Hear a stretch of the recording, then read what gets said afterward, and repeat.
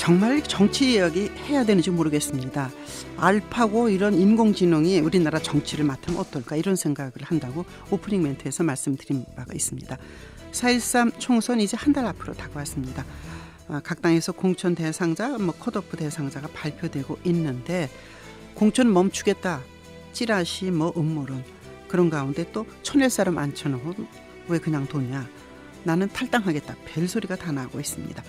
정치평론가 전교환 씨입니다. 안녕하십니까? 안녕하십니까? 네, 새누리당 2차 공천을 보시고 어떤 부분을 주목해야 되는지. 공천 일단은 중단된 상태죠? 네, 그렇습니다. 조금 전에 앵커께서 말씀하셨는데 참 국민들이 정치를 보면 너무 답답했어요. 요즘 상황이요. 네. 어제 일단 2차 공천 발표했는데요. 네. 국민들 관심은 현역을 누구 날리느냐 관심이 있었는데 일단 현역 컷오프는 없었고요. 네.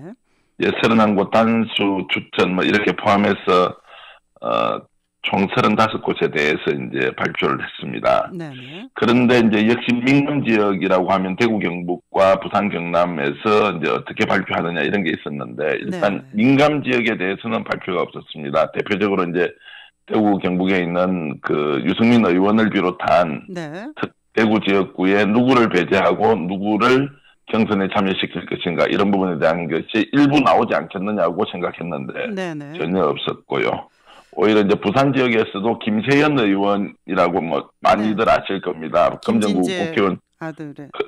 그렇습니다. 그 지역구는 이제 다른 사람도 이제 공천 신청을 하지 않았는데 네. 당연히 단수 추천 지역이 되지 않겠느냐고 생각했는데 그 지역도 이제 빠지면서 네. 혹시 김세현 의원이 유승민 의원과 가깝기 때문에 네네. 빠진 거 아니냐 이런 얘기가 나오고 있습니다.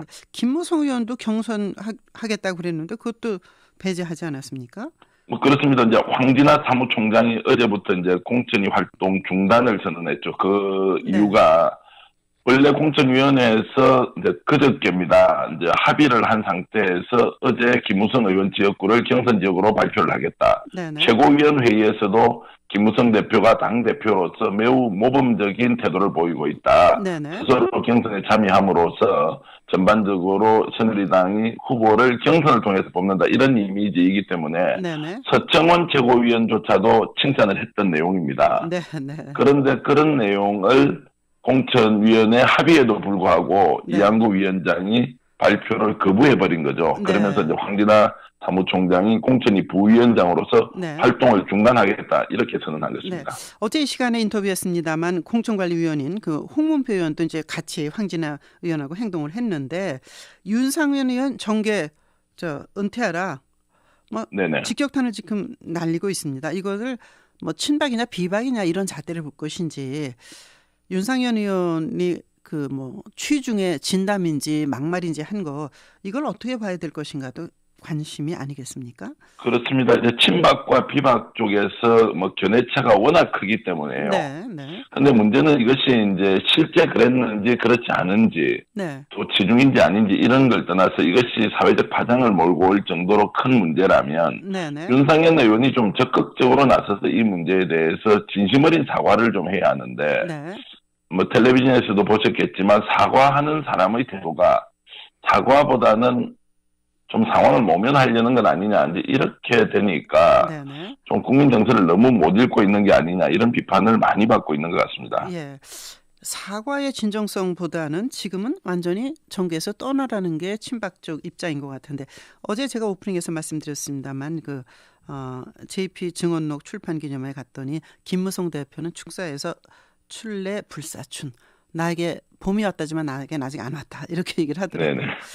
그렇습니다. 네. 어떻게 될 것인지. 자, 친박계로 분류되는 이성환 전 의원은 수도권의 의원들은 지금 윤상현 의원 발언에 상당히 직격탄을 맞고 있다, 의미 있는 얘기를 하고 있네요. 그렇습니다. 이제 저는 윤상현 의원 문제가 지금 대충 넘어가면요. 네. 특히 수도권에서는 새누리당 의원들이 직격탄이 아니고 많은 사람이 저는 낙마할 거라고 보고요. 네. 이 문제를 조기 수습하는 것은 단순히 윤상현 의원에 대한 징계의 의미가 아니라 네. 새누리당이 총선에서 어떤 상황을 만들 것이냐. 네. 지금까지 주고 있는 국민들에 대한 저런 불신이 윤상현 의원을 통해서 거의 증폭 수준 아닙니까? 네. 저는 이제 지금 현 상태를 수습하기 위해서는 윤상현 의원 사퇴가 네. 최소한의 조건이다. 그러고 나서 당이 어떻게 좀 더 적극적으로 국민을 설득해 나가느냐는 그 다음 네. 문제이지 사퇴만 하는 것으로 이게 해결이 되느냐 이렇다고 생각하지 않고요. 네. 사퇴뿐만이 아니라 새누리당이 지금 공천 과정에서 보여주는 여러 가지 불협화음들을 네. 어떻게 하면 집권 여당으로서 국민의 신뢰를 회복하는 수순으로 발전시키느냐 이 문제까지를 포함해서 네. 최신책이 나와야 한다 이렇게 저는 주문을 드리고 싶습니다. 네. 이한구 위원장의 독선적 운영 문제 있다. 또 뭐 이렇게들 얘기하고 있더라고요. 자, 더불어민주당 얘기로 넘어가죠. 친노 86그룹 강경파 이렇게 불렸던 더불어민주당은 마포일에 정청래 의원을 그냥 두느냐 컷오프 시키느냐가 뭐 잣대다 이런 얘기들이 많았는데 현역 의원 5명 공천에서 배제됐죠.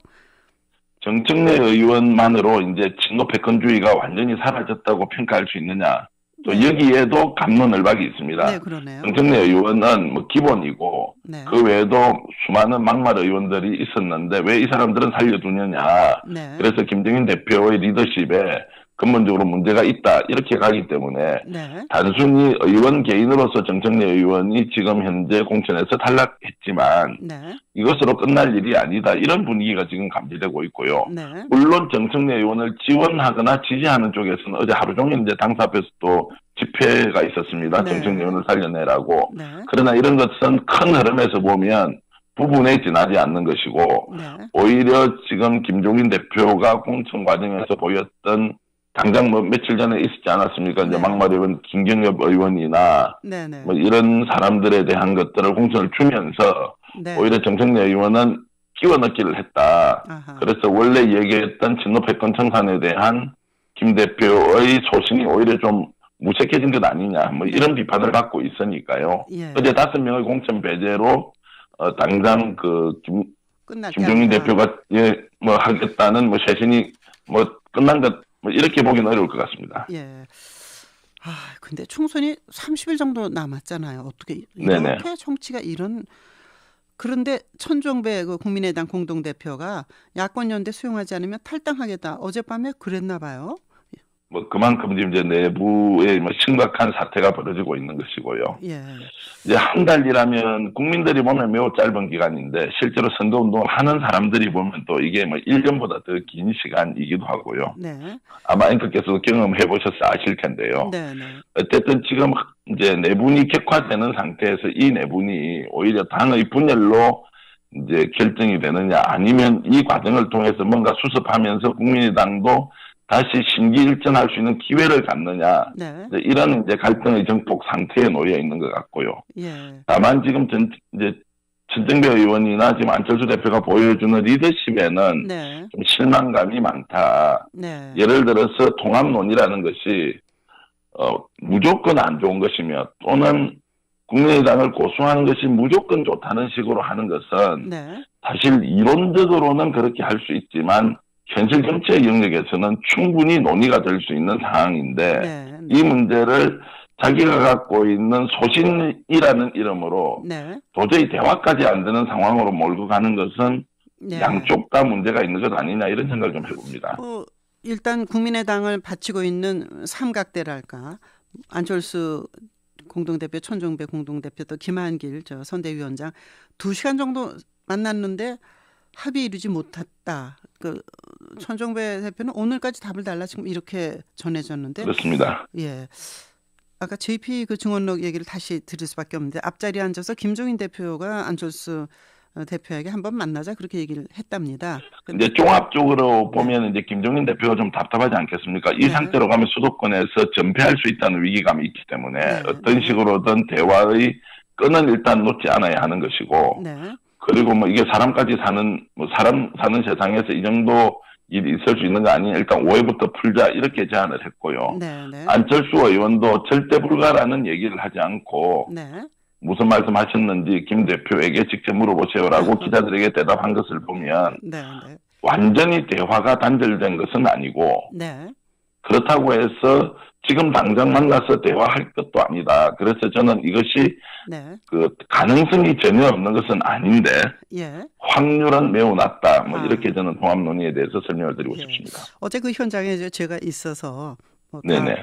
다 만나 뵀는데 김종인 대표는 축사에서 60년대 빈곤에 허덕이던 나라 근대화를 일으켜 세우신 이제 김종필 전 총리다 이렇게 말했는데 네. 재미있는 것은 안철수 국민의당 대표는 자민련 얘기를 꺼내더라고요. 소수정당 네. 그 자민련의 그 중요성 결국은 본인이 지향하는 게 그런 것이다라는 걸 다 각자 입장에서 얘기하는 걸 보고 자 어떻게 될 것 같습니까?